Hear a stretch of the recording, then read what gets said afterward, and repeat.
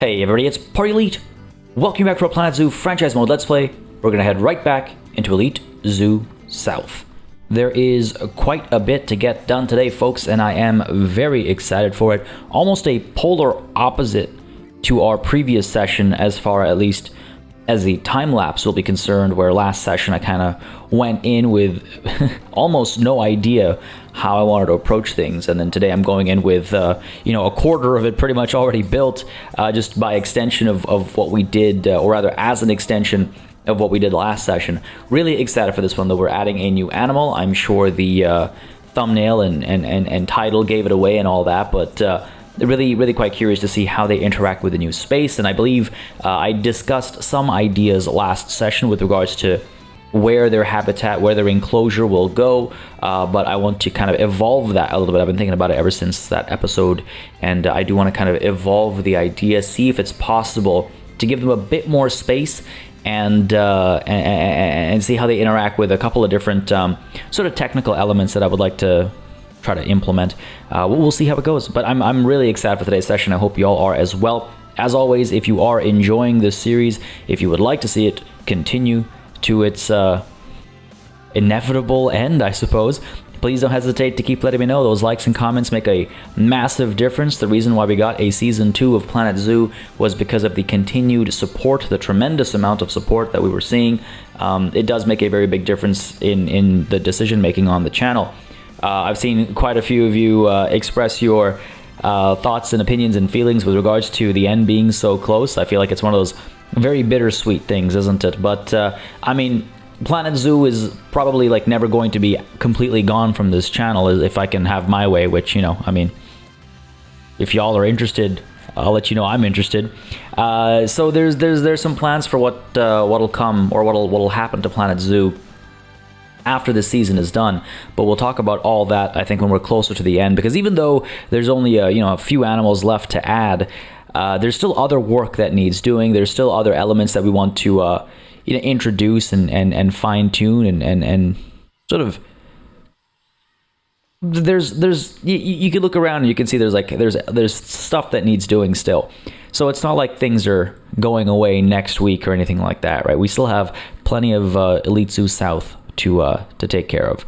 With that said, though, like I said, we'll touch more on that when the time comes, when it's closer to that stage of the game, so to speak. And let's not forget, I'm sure there's going to be plenty more DLC coming for Planet Zoo as well, and I'm going to be staying on top of that, as I have with all the previous DLC as well. So fear not, folks, fear not. I just wanted to address that because I did see quite a few comments with regards to the future, I guess. Let's go ahead and very quickly actually drop some names over here. I got some great name suggestions. So for Pip Shot Water, we actually got the classic, the watering hole. I quite like it. It is right next to a bunch of animals that, if I'm not mistaken, do rely on watering holes. And then down over here for our Cosmic Cow ice cream, we're going to go with iced inverts as a reference to invertebrates. I love it. So there we go. These guys are all named. I did get some name suggestions for this space as well, but I realized, it occurred to me that since we're adding an enclosure over here too, how exactly am I going to go around or go about naming it, and how is that going to look and feel, etc., etc. So holding off on that for now, but I'll throw the question out there again, since we haven't put the name down, there's still time to add more name suggestions. So feel free to add name suggestions for, yes, this space as is, but also let's consider the enclosure that we're about to add here today, right? And do they get named as one big item, one big space, or do we actually separate them into two separate names? I'm not 100% sure myself just quite yet, but I throw it to you in the comments. And actually, one last thing to address before we kind of get into the thick of things, before we start. God, I was going to make a man drilling down into... I'm not going to... I'm trying to resist over here. But yeah, one more thing to address is quite a few of you pointed out that the remaining animals do not quite fit Nyati Plains. They don't belong in this climb, in this biome. They would be they would be a forced addition into this space. The Okapi, the Bongo, etc., etc. Great point. That was just a thought that I was floating out there because I wasn't yet sure what I wanted to do with those guys. But again, typically I like to at least investigate a little bit about the animals so I know, if there's some folklore we can tap into, if there's some natural habitat stuff we could tap into. So normally I do that kind of pre-research and then make a decision based off of that. And I would have, well, I want to thank you for helping me with that, and then very quickly pointing out that they do not belong in this kind of a space. So we will be building new enclosures for them. We might put them, well, it gets a bit intricate. I don't want to get into it right now, but we might actually have 3 more enclosures for those 3, and then some as well. But we'll touch on that more down the line. But yes, they will not be going to Nyati Plains because, as many of you have pointed out correctly, they don't quite belong there, and it would be unfair to them, and it would feel kind of like just inappropriate compared to how considerate we've been for every animal up until now. It'd be like just tossing them in there. I don't like that. So over to Zoopedia. Let's go ahead and turn our attention to the mandrill.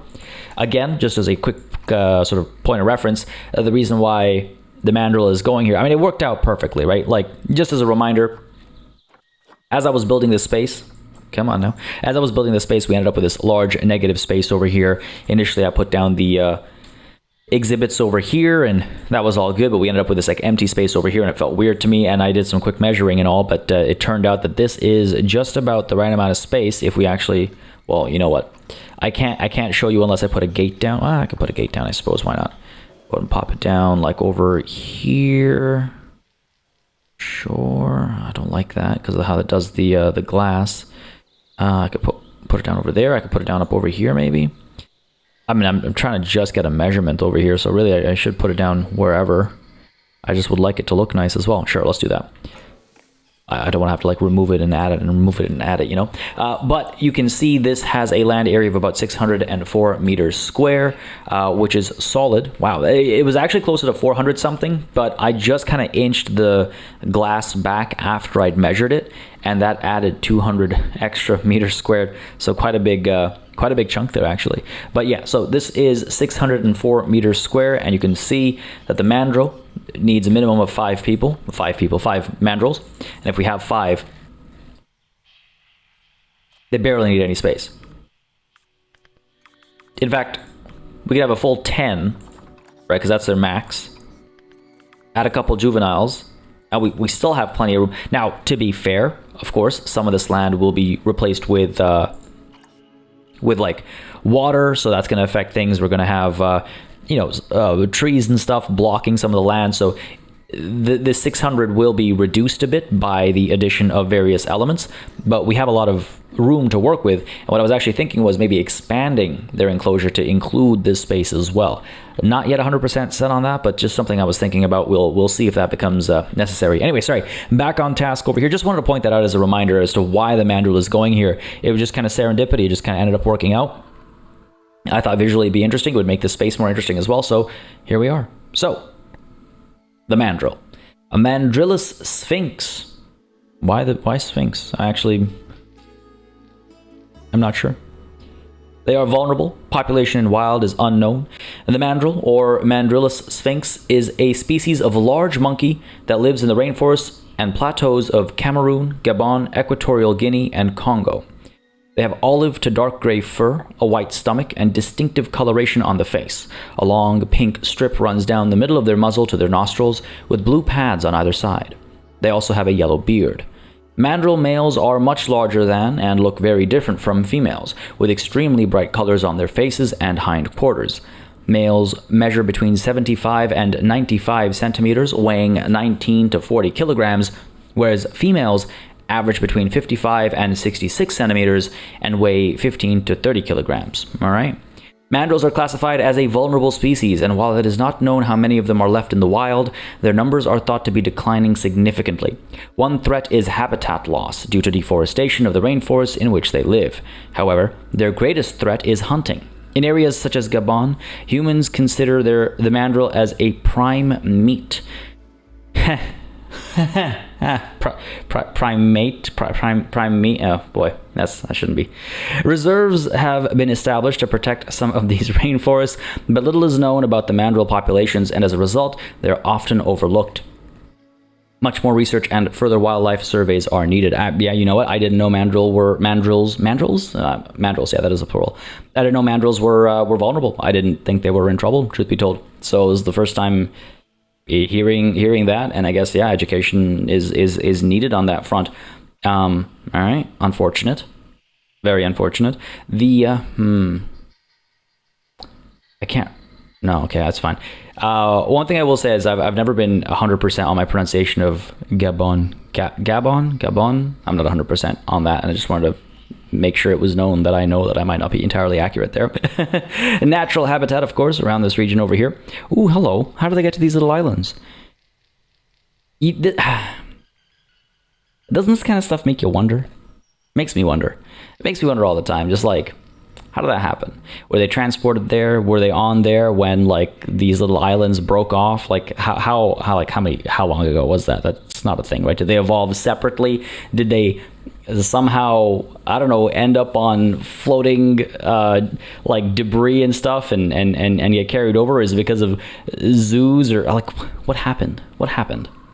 And then here as well. I mean, this I assume is because of habitat loss. There's a little gap over there perhaps, but curious about that. Anyway, like I said, we have plenty of room for these guys. We just have to be wary, of course, of water. Now, we don't have to give them a pond or anything like that to drink from. We could always use a tap, which is probably a better idea, better use of the space and stuff, right? So we might end up doing that instead. We'll see. Oh, you know what? Yeah, I have a couple ideas. All right. Species data. Group size, excluding juveniles, is 5 to 10, up to 1 male, up to 9 females. Male bachelor group size, excluding juveniles, is 5. The female bachelor group size, the same, is 5 to 10. Dominance is matriarchal, plus a hierarchy within male group. You know what? That has come as a surprise, because when it said that the males have, there's the size thing for the males, and the males have the whole coloration thing, I was totally expecting that, the coloration and size is all because of dominance, right? And the coloration is like the more vibrant your colors are, or whatever, you use those to like signal to mates. That's what I was thinking, but no, turns out they're matriarchal, which is interesting. Can't wait to read this stuff. Mating system is polygynous. Relation with humans is confident, but guests cannot enter the habitat. Look at that. You think you can enter the habitat with this thing? I don't think so. Size on average for males, 85 centimeters tall when standing. For females, 60 centimeters tall when standing. Life expectancy on average is 32 years across the board, and weight is 32 kilograms on average for males, 12 kilograms on average for females. Sexual maturity is at 7 years. Sterility is at 30 years, or at least that's the rough estimate. 1 offspring per mating event. Gestation incubation of 6 months, interbirth of 24, and reproduction in captivity is very easy. One thing, quick digression over here, folks. I hope you don't mind. But one thing I want to point out is I believe it was the what was it? Keep mixing them up. Not you. Of course, it's the puff adder. Didn't I get a puff adder? I guess I didn't, eh? Oh, that's unfortunate. We'll get to that in a second. But the puff adder, if memory serves me right, says over here number of offspring per mating event is 1 to 3. And over here it says we'll give birth to between 30 and 80 live young. And many of you pointed that out as like a weird discrepancy. I believe number of offspring per mating event, this is all game mechanics, which is... if that's the case, I do wish it was more clearly labeled, right? Because like it's very easy to, as many of you were like, well, there's a discrepancy. I'm also not 100% certain with my explanation here, but this is my assumption, is that these numbers are all game mechanics. So in the video game of Planet Zoo, they have 1 to 3 offspring per mating event, but in the real world, they have 30 to 80 per mating event. I can't imagine, I cannot fathom some random set of circumstances where an animal that typically gives birth to between 30 and 80 live young will all of a sudden start averaging 1 to 3, right? That doesn't make any sense to me, even in captivity. Now, here's the thing. It is possible that this is not video game numbers, but this is captivity numbers, right? And if somebody knows better, please feel free to inform me, and by extension, I should say us. But my guess is that these are video game numbers and these are real numbers. The only source of hesitation I have in that statement is with the spotted hyena, where over here it says group size is 2 to 4, and it very specifically notes here that in the wild, you'll get up to 90 spotted hyenas, I think it was, living together, but in an enclosed space, you can only have pairs and trios. Yeah. In captivity, adults should be kept in compatible pairs and trios. Although hyenas live in large groups in the wild, they live in a fusion society where they do not spend all their time together and often roam alone or in small groups. And that's why, even though there can be a lot of them together in the wild, in captivity, you have to keep a number of 2 to 4, right? And so it's not just game mechanics, it's actual real, zoo numbers. If you're actually operating a zoo, you'd have to work around these numbers because that's how they operate in an enclosed space, right? So that's my only source of doubt, I guess, in what I was saying earlier, because hyenas are the spotted hyena is a case where these numbers are real world numbers, but under very specific circumstances, and those circumstances being captivity. Whereas these numbers are, in the wild numbers. So I'm not sure what the deal is here. Are these wild versus captivity, or is this, real world versus video game? Real world meaning that even in a zoo where there's the puff adder, even in an enclosed space, the puff adder will give birth to between 30 and 80 live young, versus the 1, 2, 3 that we're getting in the video game, because it would be ridiculous to try and manage 30 to 80 young puff adders every, couple of months, every 30 minutes in game time. Anyway, sorry, that is a big digression. That's a huge distraction, but I saw quite a few of you bring that up as a question, and I figured it would be worthwhile to kind of address that because it came up quite a bit, and it's a good point. It is a good point. It does get a little confusing, or it adds some uncertainty, and I like knowing things for sure. I like knowing things for sure. What's the deal here? Why can't we adjust humidity? Weird, but looks like the ambient is in the right number there, so that's all good. I just thought we'd add the puff adder since we don't have it. I know we're also waiting for I believe a female scarab, right, which would be nice to have as well. It was weird last session just not having access to all these guys. I mean, not sure why. Still only males available, no females available. All right, everybody else is fine though. Anyway, sorry, back to Zoopedia, back to our mandrill. My apologies, my dear mandrill. I've stepped away from you. All right, so that's all these numbers taken care of. Yeah, this just reminded me. Social needs. Mandrills are social animals and live in large groups in the wild. This large group is often divided into smaller subgroups made up of related females, their offspring, and one alpha male. Beta males live on the edges of groups until they become mature enough to be chosen as the alpha by a group of females. Both sexes have a dominance hierarchy. Dominant males can be identified by the bright colors on their faces and hindquarters, whereas dominant females have had the most infants. So yeah, I was partially right in that the coloration is a part of dominance within the male groups. But where I was mistaken was that I would assume that same coloration was also used to attract mates. But no, I guess it's only for dominance within male peers or among male peers. Reproduction. That word come from. Mandrill females will mate with their group's alpha male as well as the solitary beta males, but the alpha male will almost always be the one to father their young. Do you mean that biologically, or do you mean that in a social sense? He will also aggressively fend off rival males when females are in estrus. A female mandrill will be pregnant for 5.5 months before giving birth to a single infant, which is closely cared for by their mother until they are 1 year old, at which point they start to gain some independence. Juveniles stay close to their mothers until they are 6 years old. Then males will leave their group to become solitary beta males, while females remain with their mother. A couple questions there, I guess. He'll fend off rival males. Are those rival alpha male, like rivals for the alpha position? Rival males, is it all those beta males, or what's the deal there? And then, like I was saying, to father their young. Does that do you mean biologically that the the alpha male is the most likely to impregnate the female because of, whatever reasons. They're the first, or they're mating most often, whatever it might be.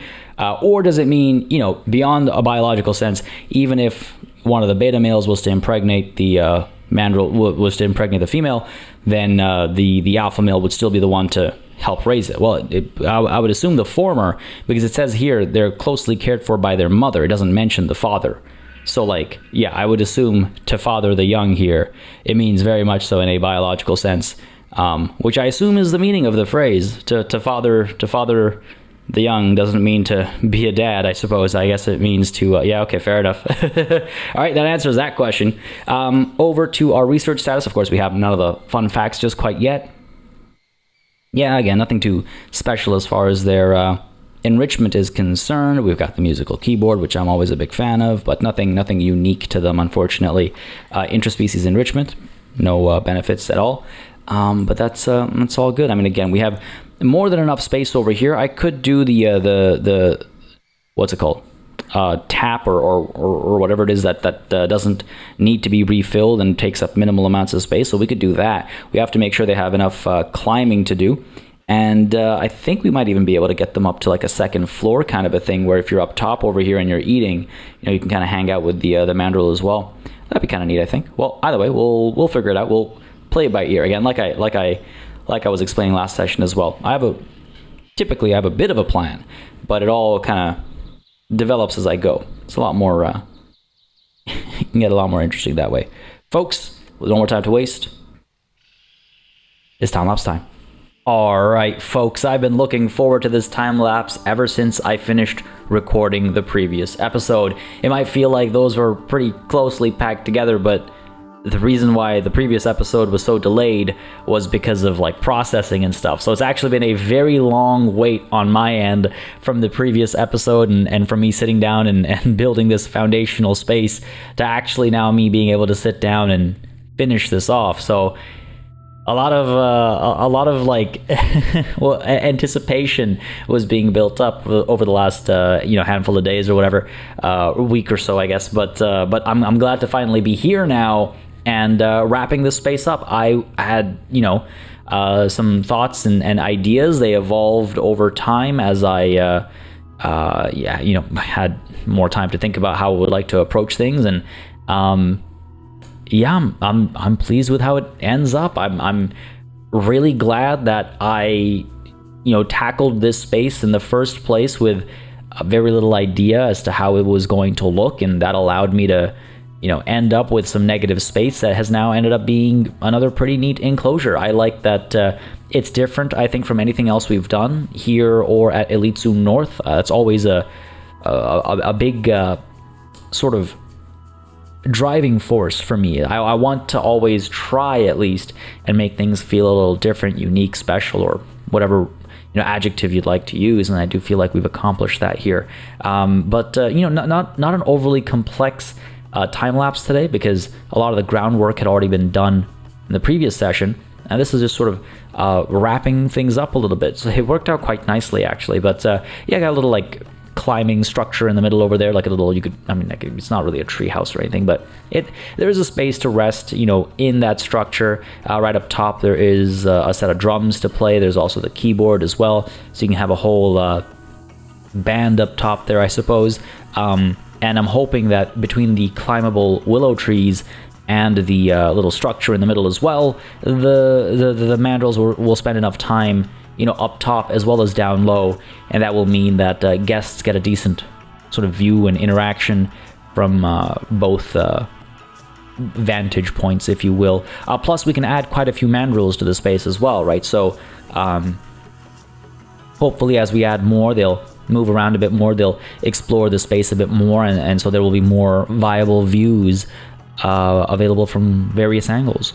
But again, as you can see, a lot of the work over here is sort of tedium, I suppose, getting walls in place, making sure things are lined up properly. We do get into some more I wouldn't call it like new aesthetic, but wrapping some structural stuff up afterwards as well, like getting the stores and stuff all covered up. But a lot of this was, yeah, wrapping up where we left off previously. But at the same time, you know, during the previous session, I wasn't exactly, or entirely, I should say, sold on this idea. I wasn't sure if I loved it. I was into it, but I was like, okay, maybe I'll change my mind. I don't know exactly how I want to wrap it up. And I think even before I started the time lapse today, I suggested that I might do things a little differently than I actually end up doing them. So, you know, I wasn't ready to wrap it up last session. I'm glad I waited until this session because now I'm pleased with how it looks, and I've thought about all the alternative sort of potential angles and executions, and I like where we ended up. Up top over here, adding adding the glass because I'm fairly certain the mandrels can escape if I didn't block them off. Part of me, well, actually, I'm still, part of me was tempted to pull the glass back and have it so that the mandrels could actually walk on the green space on the second floor. But then I was like, nah, I want the guests to have access to that. And now that I look at it, I wonder if I shouldn't add maybe some logs or something on the other side of the glass so that the mandrel can, sort of patrol the second floor balcony area or overlook or whatever you want to call it. That might be kind of interesting, actually. So I might implement that next session if I can keep that top of mind, if I can remember that. I think it would look neat. I think it'd be pretty cool if you can get that close to them as well, right? Like they're just on the other side of the glass.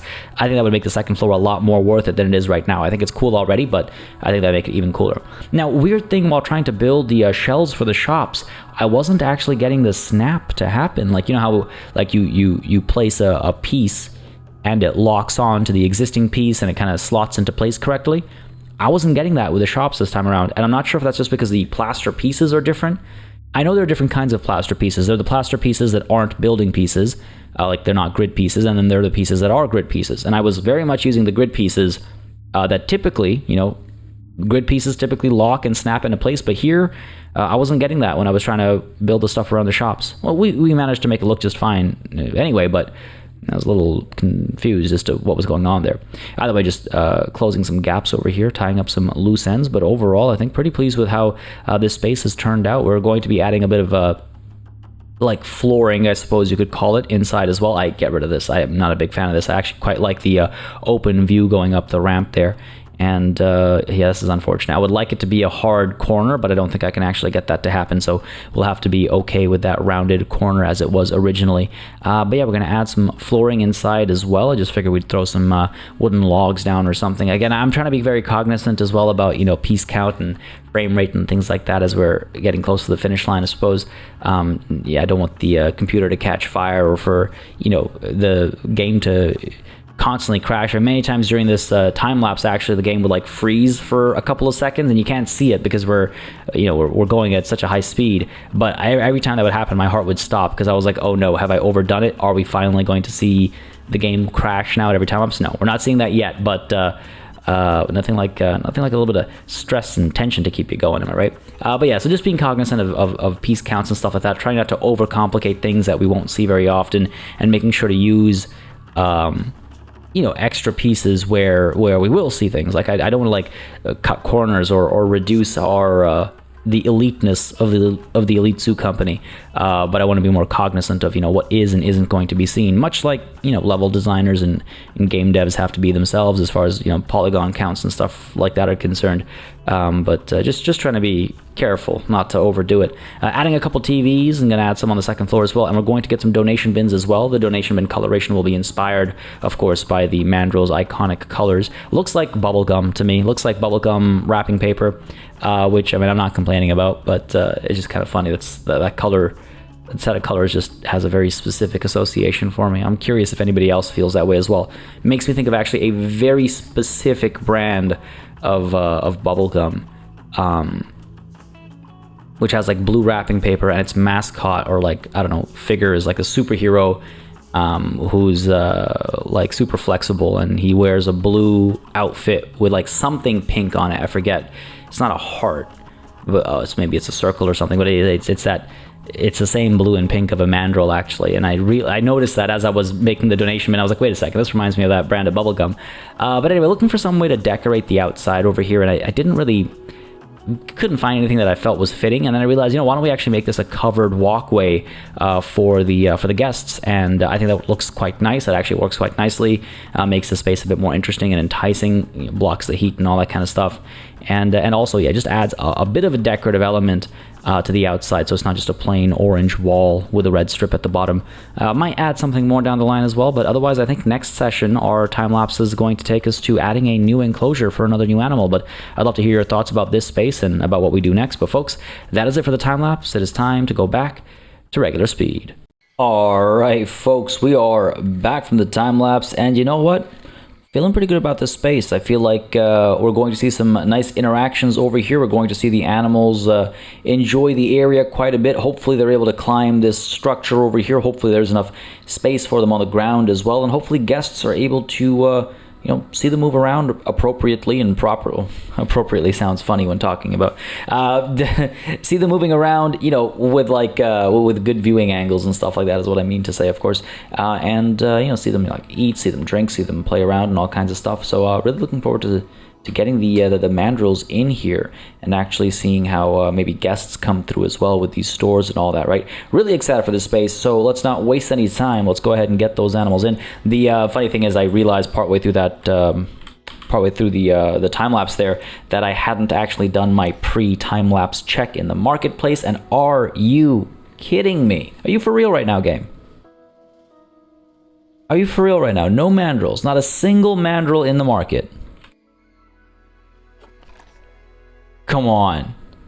No way.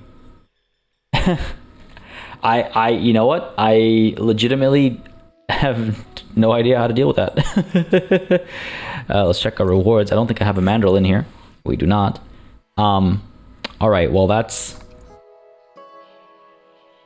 what. Yeah. Oh, okay. I guess we unpause and hope for the best in the next handful of minutes, and if nothing comes through, then we call it an early session. That's weird to even think about doing, but I guess that's what we'll do. It's very unfortunate because, yeah, what am I supposed to do without the animals, right? Kind of need the animals. So we've got this waterfall thing going on over here. I think that's working decently enough. I mean, the effect there is maybe a little too explosive. Maybe we could actually have it facing the right direction and scoot you in a bit on the edge over here at least, so we don't have this splash going out there. Doesn't look so right though, does it? Get rid of you. Go ahead and get rid of you as well.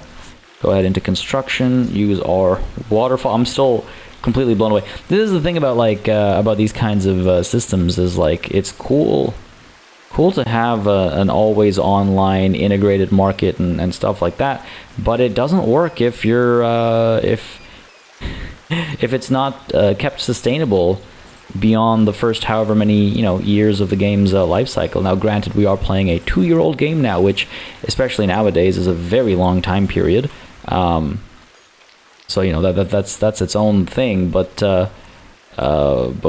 considering the DLC is still coming out and stuff, the game is clearly not, it's not been left behind or anything like that by the developers. It's still getting support, so it'd be nice to see it get support in the sense of,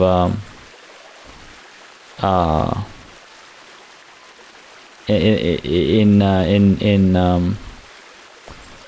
the market and stuff as well.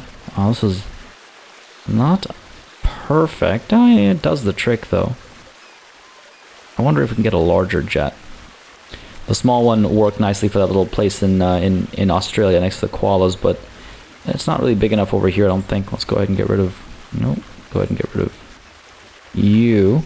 I do like the flow of water as well. If we can raise this ever so slightly... The problem with raising this is that you'll see the structure before you see the water, which is too bad, because I don't mind how that looks, but this isn't ideal, Oh, that does look quite nice though. Nah, it's not gonna work. Let's go ahead and take a look at, first of all, what's going on here. We managed to get a... Oh, interesting. What? It's so funny. Get a yearly donation profit of $250,000, and our reward for that is another 1,000. That's funny. Where was I? I was construction. I was looking for The jet, not the medium, not the small, but the large. I want to flip this upside down, because typically at the bottom there's the ripple. This one doesn't seem to have it. Huh. Interesting. Is it because the jet's what, too oh wait, or was it a different kind of jet? Oh, maybe? Oh, that's not right either. Oh, there we go. There's the rippling. Oh, just the splash is a bit larger. Not ideal. Jet splash is just going to be the splashing like it's landing. Yeah, we got a dangerous animal escape. Probably a gorilla. We'll take a look at it in a second. There are more important matters. There are aesthetic matters that need to be dealt with. You can't really see the rippling, can you? Not as clearly as I would like. Oh, there we go. It's just not high enough, I guess. But that's certainly too high. Can I tuck you in here? Alright, sure, we can do that. You know what? Almost feels like it's not worth it. Oh no, we've got Rafiki over here on his way out. He's not escaped. He's perfectly fine. What's the deal here? Yeah, they're within their enclosure. Oh, do we have a broken fence over here? We do. We have a broken fence over here. Fair enough. I would like to repair this. If I could just remember how to go about doing that, that'd be awesome. Been so long since I've had to deal with a broken fence. Can't remember the last time. Go ahead and get a mechanic. Hurry up, maybe? move. This is how you get a drop in your salary. Come on. Animals on the loose here. Alright. Oh no. What's wrong with you? Oh, I see what's wrong with you. Go ahead and move you over to the ground where you can actually move around. We've got ourselves our dangerous escaped animal. We've lost Uimana over here, our giraffe. Go ahead and call the vet for you. Oh my gosh. I'm sorry, but the tongue out dead body is just never gets old. Animal welfare over here is a problem for the puff adder. Well, yeah, the exhibit wasn't allowing me to edit its humidity. You're fine. Oh, there we go. Weird that... I mean, I don't know. I don't know what that's about, but we can fix it now, so that's all good. Got some welfare issues over here as well. Oh, I'm not sure what's wrong with you. Food enrichment is an issue. Climate... Oh. One of those situations, isn't it? Where I have to, like... Either have to move them, or we have to, like... make an adjustment or something like that, and then they'll be able to reach all their stuff. It's funny how some of these bugs still, like, are around in the game. Okay, what do I adjust here? Let's go ahead and do that. See if that fixes the problem. We were having this with the capuchin a long time ago, yes, and that's the same solution. No surprise there. All these escaped animals. Go ahead and capture you. Go ahead and capture you as well. These guys are just roaming free, eh? They're not that dangerous.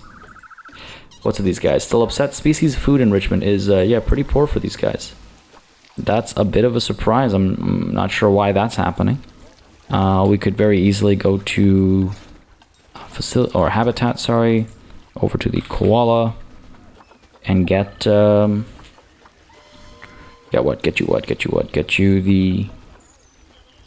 the tree feeder is quite large, so I'm not just gonna dump one of those down somewhere. You know, food and water, no enrichment, food enrichment. Oh, that's the only enrichment item they have. We've got one. Why are they all of a sudden complaining? Are there so many of them now? Yeah, actually, there's quite a few of them. Quite a few of them indeed. Let's go ahead and send Eva and William to a home, because they're elderly. And we'll go ahead and get ourselves a new male koala. How about that? How about that? There we go. Finally, we've got some mandrills. Well, let's stay focused over here. Just got to remember to add a male koala, right? Eventually. Oh, Biona's got slightly better stats. The size is a bit unfortunate, but hey, it is what it is. Who do we have as our male? You know what? This is kind of funny.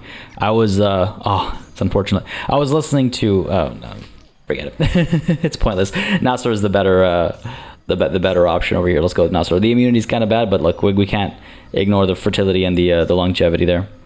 Go ahead and adopt you. Let's go ahead over to animal storage. Where are my mandrills? Move the both of you to quarantine, and you know what, we'll get our koala right now as well, because it'll take a minute to get the mandrills actually out. I would have been pretty bummed out if we didn't get the mandrills today. I'd be pretty bummed out if after all that excitement and hype and looking forward to it, we didn't actually get the mandrills. That would be a bit of a bummer. All right, good stuff.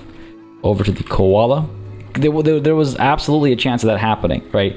Just how last session we weren't able to get a couple of our creepy crawlies that we wanted. Same thing could happen today. Go ahead and pick you up. Elijah. Send you over to quarantine as well. And as that's happening, why don't we go ahead and take a look and see if we can't get a scarab female. Come on, scarab, market. Still no. That's wild. It's really wild. Guys have been in their boxes for too long. Unbox all animals. Like, what's going on?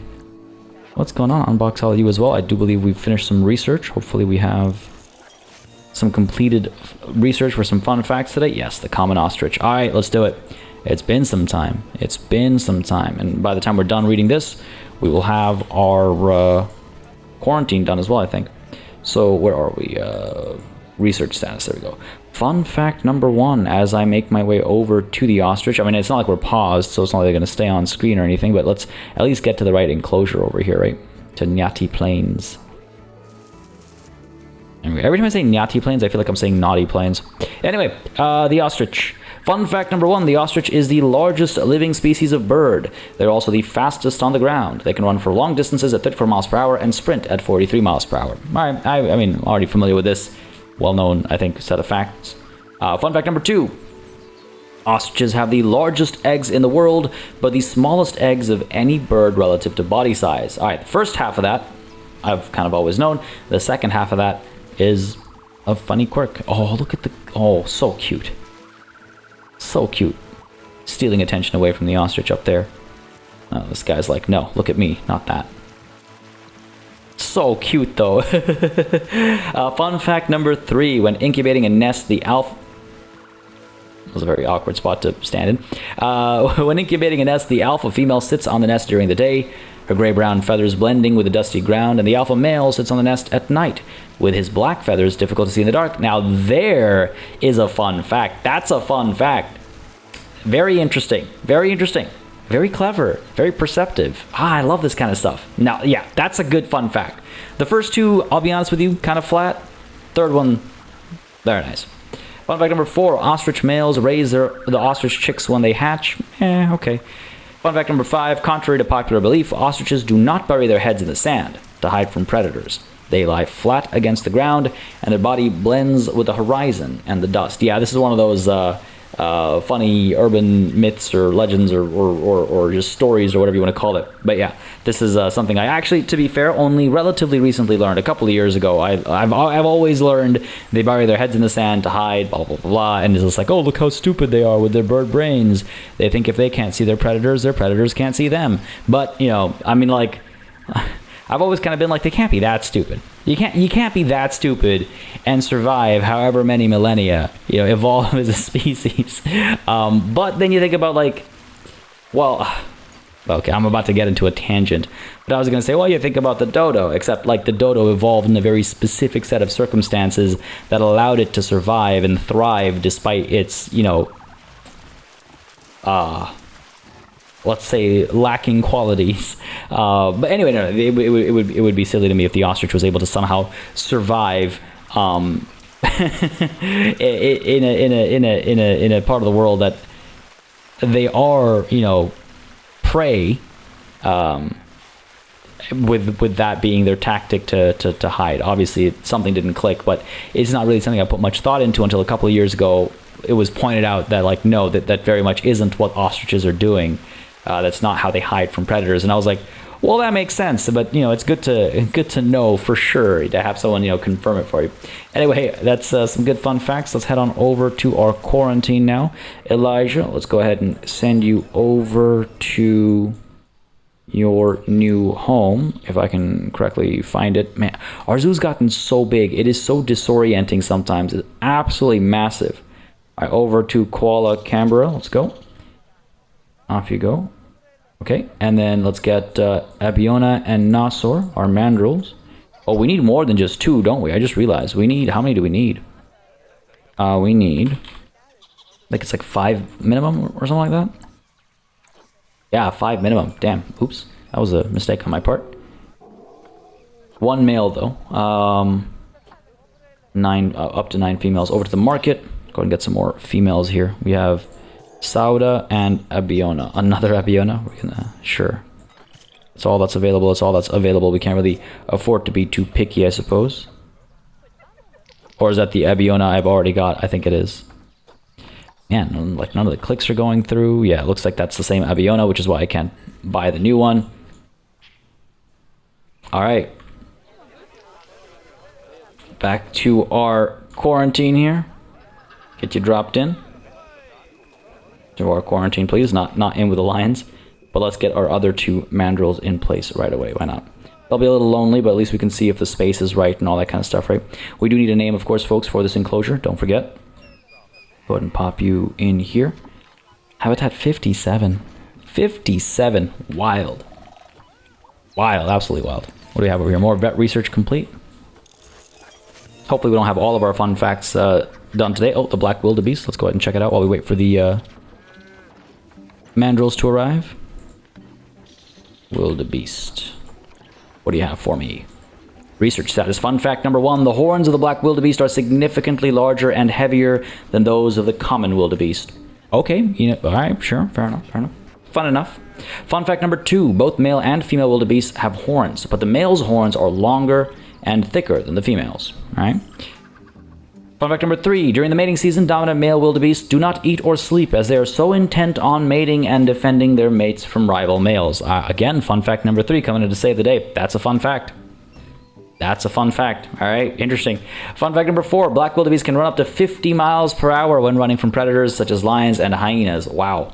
That's terrifying to think about. 50 miles per hour. That is terrifying to think about. Geez, a stampede could really hurt a lion, huh? Fun fact number 5. Female groups of black wildebeest are strongly bonded and will be hostile to unknown females trying to join their group.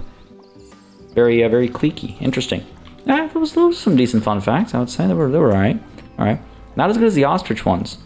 Not as good as the ostrich ones, but they were decent. Where are my mandrills? Oh, here we go. Mandrill number 1. But is it a mandrill or is it a womandrill? Hey, ho ho. Oh, it's both of them. They're so cute. Oh no, it is just the one. It looked like there were 2 boxes dropping over there.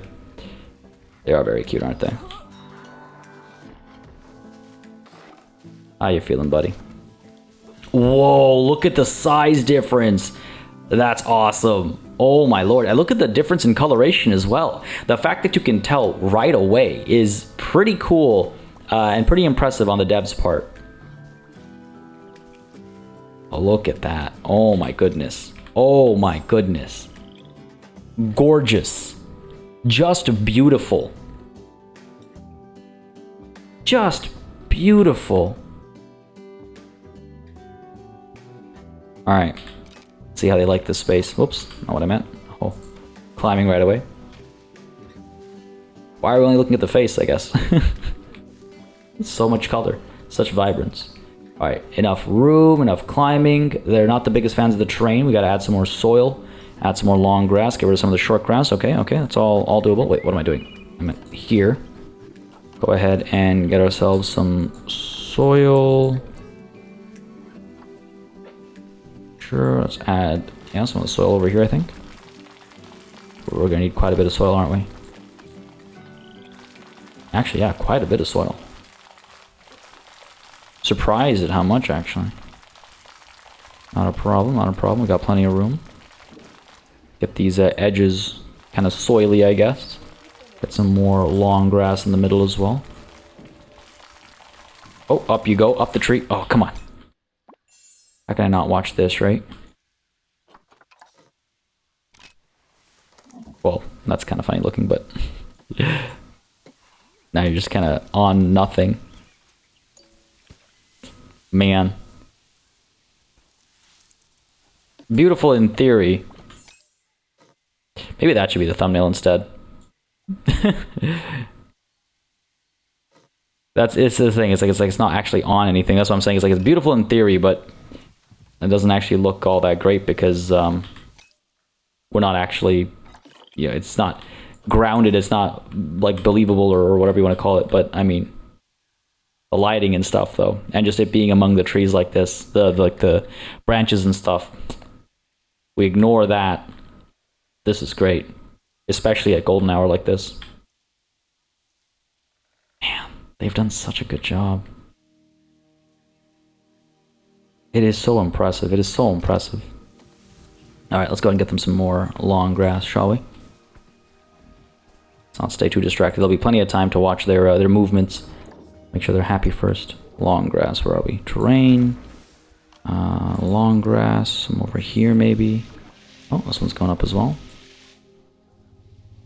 More long grass down over here as well to sleep among. Alright, maybe we can add some more soil as well, perhaps. I would rather more soil than more long grass, truth be told. How'd you get down here? What? Oh man, I must have missed an interesting sort of angle of approach or something. Or no, you know what, that's just a new addition. Okay, I'm just mixing things up. That's just a new addition. Alright, looks like they're pretty happy with everything they have over here, so that's good. Multiple habitat or exhibit problems. Why? What's going on here? Their animal died. Panda or spotted hyena. Call the vet. Oh god. Are we sure about the death? Still twitching. Can we get more food in here? What's going on? We do have some food. Call the keeper urgently. Guests are coming through. We got to get our site or our education boards over here working as well, right? And I'm curious to see if we'll see guests come up. It looks like we will. Good stuff. Go ahead and get the mandrill. I do need some speakers over here as well. The only thing I'm concerned about is like overlapping with all the stuff that's underneath as well, right? The like I don't want to put speakers too densely packed. We have to be careful about that. But that can kind of wait until next time as well if need be. For now, I just want to see how the guests kind of use this space and all that, right? Go ahead and get the mandrill sign up over here as well. Education board, I should say. More vet research complete. I'm not going to take a look at that because I do think it'll be another set of fun facts, and I feel like we can save some for next time, right? Where are you guys? I want to see them form their band. Get the drums and the keyboard. Where are you? They'll be hard to spot if they're like hiding in the among the trees and stuff, right? But I do hope to be able to... Oh no, you know what? Something's broken. That's not... I realized we haven't delivered... that's what I was thinking. As they were walking, I was like, no, that's a male though, and our other one is a female. And that other female hasn't even been sent out of quarantine yet. So I was wrong earlier. This is in fact the same buddy we saw climbing around, but curious as to why they got teleported over. That's a trade center. Where is quarantine? No, over here. There we go. Go ahead and get Sauda, who is done, moved over to habitat 57. Come on. Let's go. Come on, game. Work with me here. There we go. Incoming. Good stuff, good stuff. Are they just like climbing the tree and then looping back? Just broken like that?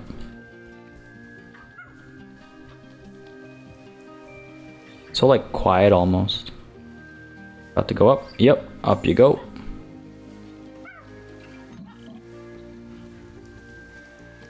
Over to here. I'm curious what happens next.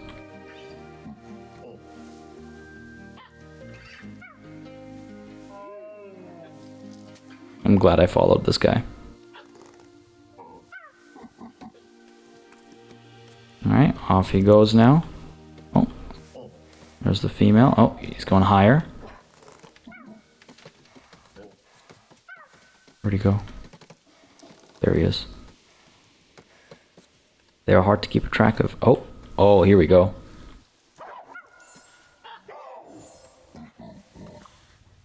That's terrifying. But look, the fact that they're actually coming up over here is great. Oh, and look at the colors back there. Oh my lord. If this was brighter. Oh, you can kind of see it. Ah, I like that a lot. I feel like I gotta punch up the brightness or something. I'll make this like the thumbnail or something so you can see what I'm seeing. But look at the way the light, oh my god, okay, sorry, forgive me. But look at the way the light is caught on the eyes over here. Just look at that, just sliver over there. The rim lighting on the brow over here as well, and just over here. Oh my goodness. Absolutely wonderful stuff. Absolutely wonderful stuff. Can't get too close because then you lose the angle that makes it also subtle. Oh yeah, that works too. Yeah, look at that. Just over there, and you get the little reflection over here, and just a touch over there. You get just a little ridge over here. Oh my god. Oh my god, it's beautiful. Honestly, this game is gorgeous. Down you go. Excellent like color as well, right? For the mandrill specifically even. With a nice kind of like pink hue. Oh no, where'd he go? Oh, there he is. Very hard to keep a track of him.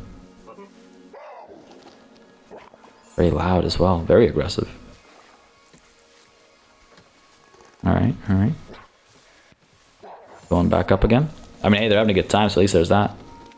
Oh, this is higher than ever before. See, this is where they got boxed up, and I don't know why. He got boxed up, and now he's going to be transported back to here, and the infinite loop continues. It's like some horror movie or something. It's like not necessarily a horror movie. It's like Groundhog Day, except like Mandrill Day, I suppose. Oh, here we go. Yeah, climb something else for a change, or okay, or do that instead. I take it back. It is a horror movie. Come on, do something different. Don't do the same thing and be caught in this endless loop. This is cool though. We saw one guest come up over here so far. Hopefully we'll see. I'm sure we'll see more as new guests arrive and they realize that all these enclosures and stuff are an option. I'm sure we'll see more. Oh, look at that.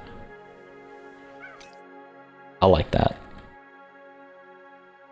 I like that a lot. Folks, I hope you enjoyed this session, but this is where we're calling it. The mandrill has been added to Elite Zoo South in a very unique sort of a way. I don't think we've built anything quite like this, either at Elite Zoo South or Elite Zoo North, if memory serves me right. And I'm quite pleased with how the space is looking overall. I think guests have some nice, shade that they can walk through over here. If they want to actually, see the animal, they can loop back over here, or they can, of course, start from the other side. They can go up the stairs over here. Up the ramp. Again, we've managed to keep our zoo entirely accessible, which I'm very happy with. The fact that we've been able to keep up with that challenge, and we've integrated it, made it an integral part of our playthrough. I'm glad we did that, and I'm glad it's been working out. Oh, by the way, this vista over here will hopefully do something. What's going on here? Welfare issues with our dingo. Elijah's not having a good time either. You can get on there. Why can't you get? It's like what? You're like a cat caught in a high place. Elijah, let's go ahead and move you over to here. That all gets sorted at the beginning of next turn, folks. This is where we're calling it. I hope you enjoyed. If you did, you know what to do. Let me know down below. Leave a like, leave a comment. As always, it makes a massive difference. Just letting me know what y'all would like to see on the channel. And again, like I said earlier in this session itself, if memory serves me right, one of the reasons why we had a season 2 of Planet Zoo was, well, of course, partly because I'm interested and I'm having a good time, but also because you guys were interested and you wanted to see more, and so here we are. Man, it is wild to think about how long we've been playing Planet Zoo, especially with a 2-year anniversary that just kind of came and went, right? But folks, as always, a massive thanks goes out to all of the channel members and patrons who've been supporting the channel on a monthly basis. Y'all keep us alive and running smoothly. And of course, a big old thanks goes out to each and every one of you for watching. Until next time. Cheers.